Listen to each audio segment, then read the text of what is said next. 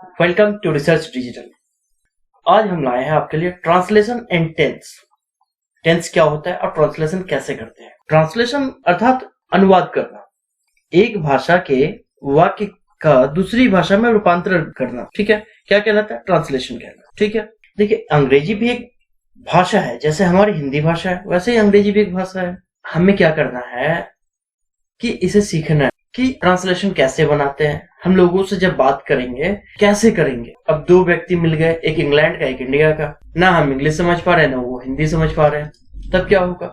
एक हमारी international language है जिसको हम इंग्लिश के नाम से जानते हैं, तो इसलिए हम इंग्लिश में ट्रांसलेशन सीखेंगे कि आगे अपने आप को कैसे व्यक्त करते हैं हम किसी दूसरे के पास में। ठीक है, तो थोड़ा सा इजी बनाने की कोशिश करूंगा मैं कि आपको आराम से समझ में आए। चलिए मैं कुछ पॉइंट ऐसे बताता हूं कि जो आपको समझने में आसानी हो। देखिए पॉइंट नंबर वन या ए, जो भी आपको लिखना है मेंशन कर। अनुवाद करने के लिए सर्वप्रथम क्या आवश्यकता हो? आपको वाक्य में प्रयुक्त विभिन्न भागों के, जैसे subject, verb, object, adverb, preposition, क्या करना पड़ता है? इनको पहचानना पड़ता है। कोई भी सेंटेंस बनाने से पहले आपको इसकी नॉलेज चाहिए। सब्जेक्ट क्या है, वर्ब क्या है, ऑब्जेक्ट क्या है, एडवर्ब क्या है, प्रीपोजिशन क्या है। ठीक है, बी में आते हैं, या नंबर 2 लिख लीजिए आप। वाक्य जिस टेंस का है उस टेंस में अंग्रेजी वाक्य का विन्यास या स्ट्रक्चर ऑफ सेंटेंस क्या है, इसके लिए टेंस का ज्ञान होना आवश्यक होता है। ये तो आपको मालूम होगा। बिना टेंस की पूर्ण जानकारी हुए शुद्ध अंग्रेजी लिखना या बोलना क्या होता है? असंभव होता है। तो इसके लिए क्या करना पड़ेगा? हमें नियमों को जानना पड़ेगा ना। तो क्या जानना है अब नंबर बी में? हमें स्ट्रक्चर ऑफ सेंटेंस। ठीक है, नंबर सी में आते हैं, देखते हैं क्या है। Subject, verb, agreement. Subject, verb, agreement क्या है? अब इसकी जानकारी होनी चाहिए हमें। नंबर 2 में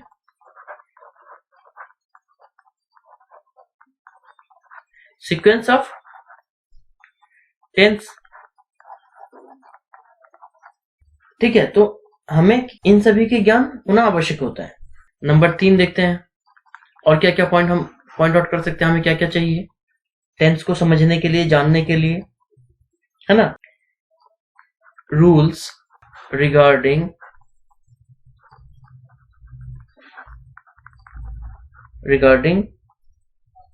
क्या होगा?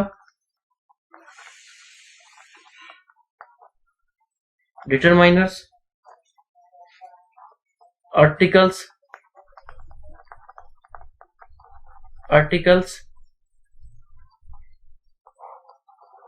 यहां ऊपर कर दिया मैंने, यहां लिखूंगा।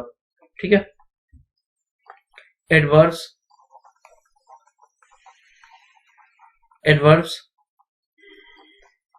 Adjectives, prepositions,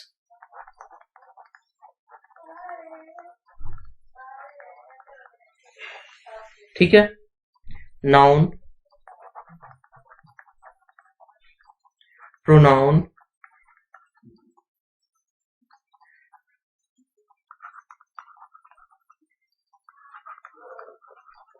conjunctions, interjections. ठीक है, मॉडल्स भी है, इत्यादि का ज्ञान होना चाहिए। क्या होना चाहिए? इन सभी चीजों का जो हमने ऊपर में पढ़ा, तो ये क्या है हमारे? तो टेंस को पहचानने के लिए, समझने के लिए, पढ़ने के लिए, अंग्रेजी बोलने के लिए हमें क्या क्या चाहिए? Subject, verb, object, prepositions. Second में आते हैं स्ट्रक्चर ऑफ सेंटेंस समझना है, सब्जेक्ट वर्ब एग्रीमेंट को जानना है, सीक्वेंस ऑफ टेंस को समझना है, rules regarding determiners, articles, adverb, adjective, prepositions, noun, pronoun, जो भी है, ठीक है, इन सभी का ज्ञान हमें लेना पड़ेगा, तब जाके हमें टेंस को समझ में आएगा। ठीक है, तो इनको हमें समझना है, फिर टेंस समझते हैं। और टेंस में क्या समझना है हमें? नंबर डी देखते हैं, रिपोर्टेड स्पीच।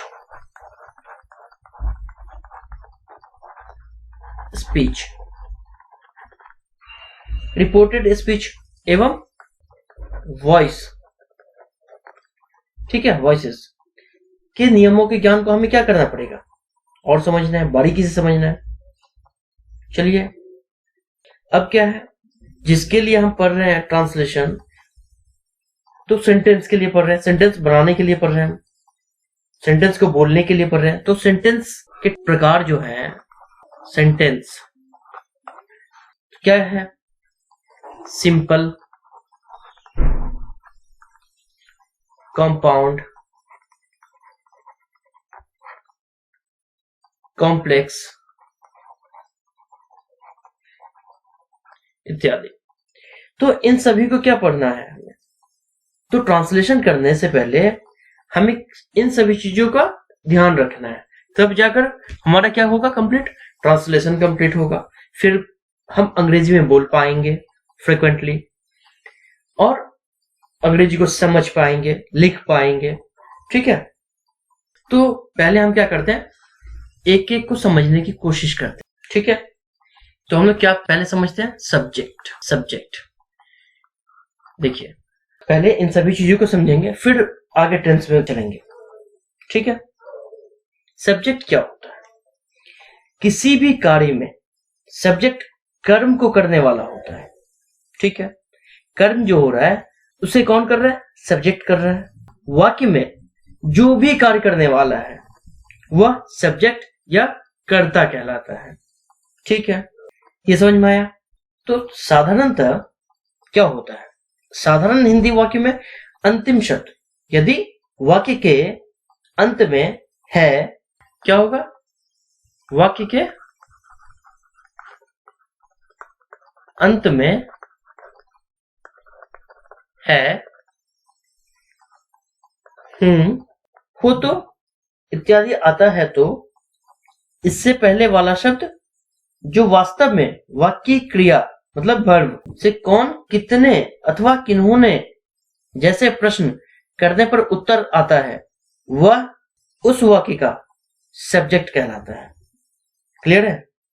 समझ में आया? चलिए एग्जाम्पल से समझते हैं, समझ में आ जाएगा। राम फुटबॉल खेलता है। राम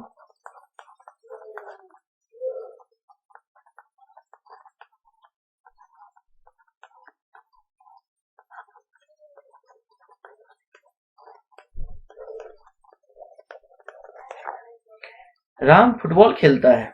ठीक है, इस वाक्य में क्या है? अंतिम शब्द है से पूर्व वाला शब्द क्या है?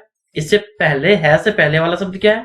खेलता, जो वास्तव में क्या है? वर्ब है, क्रिया है। राम क्या क्रिया कर रहा है? खेल रहा है, तो ये वर्ब है।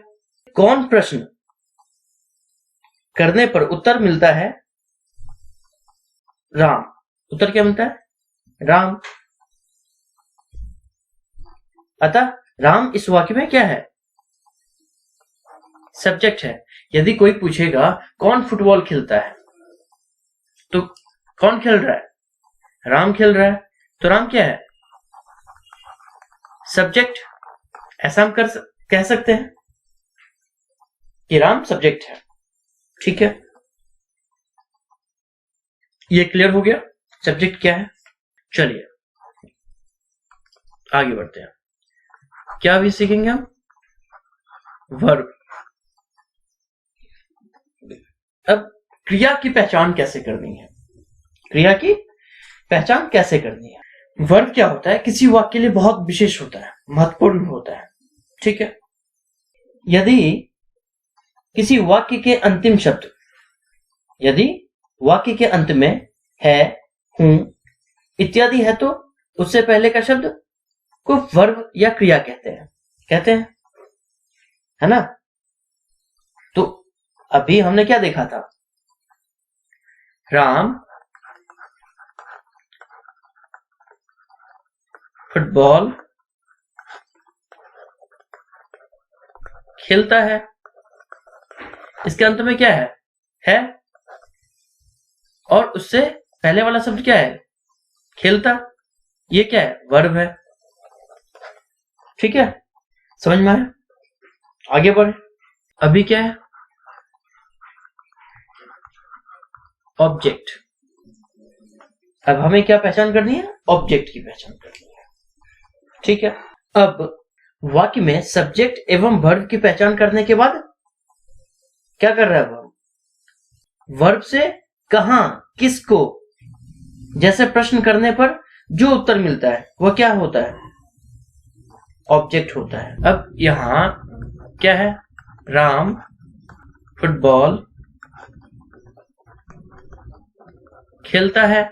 हमने क्या देखा यहां, वर्ब और सब्जेक्ट, सब्जेक्ट और वर्ब हमने पहचान कर लिया। अब इस वाक्य में वर्ब खेलता से प्रश्न करने पर उत्तर मिलता है, क्या खेलता है, फुटबॉल खेलता है।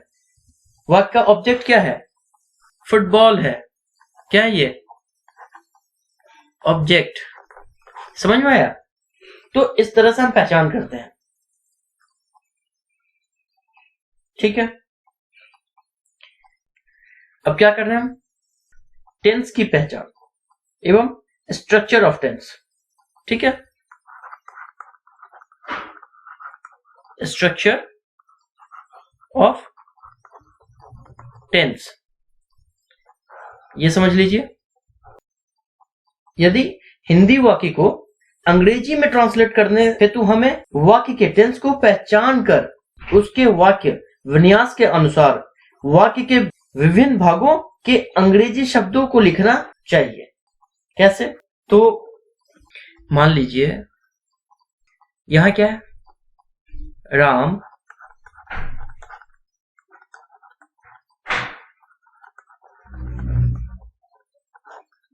फुटबॉल